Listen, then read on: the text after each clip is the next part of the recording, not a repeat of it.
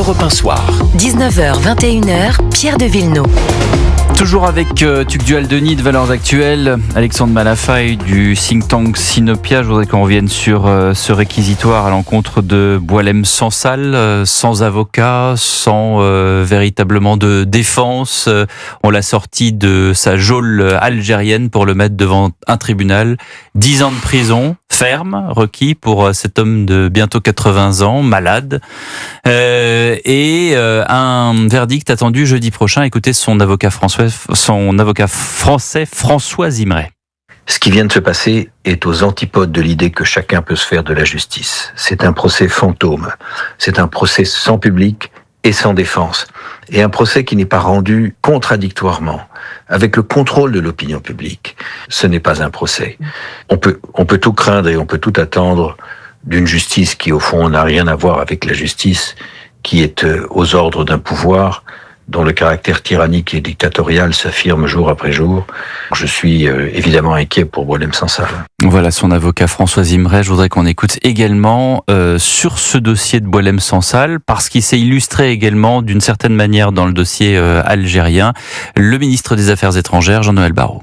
Nous sommes préoccupés par sa santé, ses conditions de détention.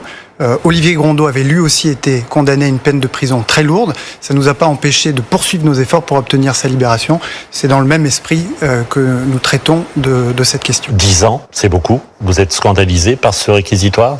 C'est un réquisitoire, ce n'est pas une accusation. Ce que je vous dis, c'est que malgré les peines de prison très lourdes, y compris dans le cas d'Olivier Grondeau qui avait été prononcé contre lui, eh bien, nous avons maintenu la pression et nous avons fini par obtenir sa libération. C'est moi ou c'est pas choquant, en fait, ce que dit Jean-Noël Barrot ? Bien sûr que si. On est dans l'espoir. J'entends l'espoir. Mais honnêtement, ce ton comme ça, assez léger... Attendez, alors déjà, c'est pas un réquisitoire, c'est une accusation. Non, il dit ça n'est pas une accusation. Oui, c'est pas une accusation. Si, c'est une accusation. Bien sûr que ce que ça n'est pas, c'est un jugement, parce que effectivement, c'est pas un verdict. Il y aura un verdict. Déjà, choisissons les mots, Monsieur le Ministre. On lui demande pas d'être préoccupé. On lui demande de sortir Boualem Sansal de prison.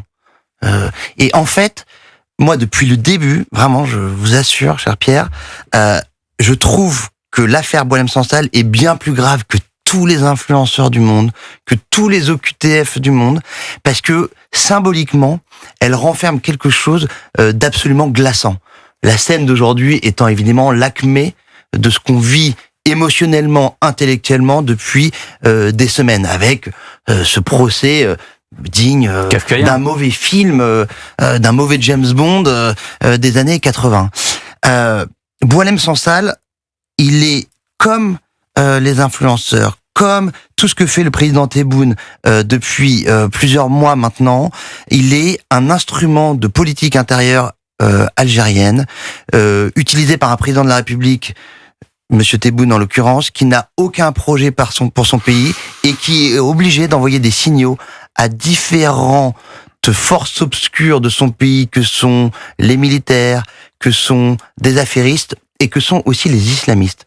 On ne parle pas des islamistes dans le cas de Boualem Sansal, puisque on se concentre sur le fait qu'il a parlé du Sahara occidental la veille de son emprisonnement dans une interview aux Médias Frontières, qu'il a dîné avec l'ex-ambassadeur de France en Algérie, Xavier Driancourt, qui effectivement n'est plus en odeur de sainteté en Algérie. Mais la vérité, c'est que Boualem Sansal est aussi un grand défenseur d'une certaine idée de la religion et un grand pourfendeur du frérisme, et c'est ça qui paye aujourd'hui, et c'est ça qu'on doit défendre absolument, et dans des termes un peu plus choisis, je crois, que notre actuel ministre des Affaires étrangères. Alexandre Malafaye. Il n'est pas bon être prisonnier de la raison d'État, et encore moins de la raison d'une idéologie religieuse, si tel est le cas, ce qui est, je le crains, très probable.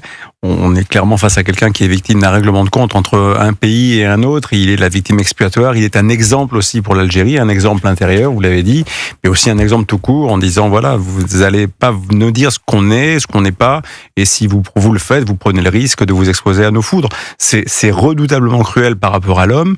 C'est d'une banalité affligeante par rapport à l'histoire de l'humanité. C'est arrivé tellement souvent, et ça arrivera tellement souvent. Et après, on est sur un territoire qui est celui de la diplomatie. C'est-à-dire qu'on en parlait tout à l'heure avec l'ambassadeur de Pologne, tout ça, c'est des sujets qui sont sur la table et qui vont devoir se négocier à un moment ou à un autre entre la France et l'Algérie. Objection, votre honneur.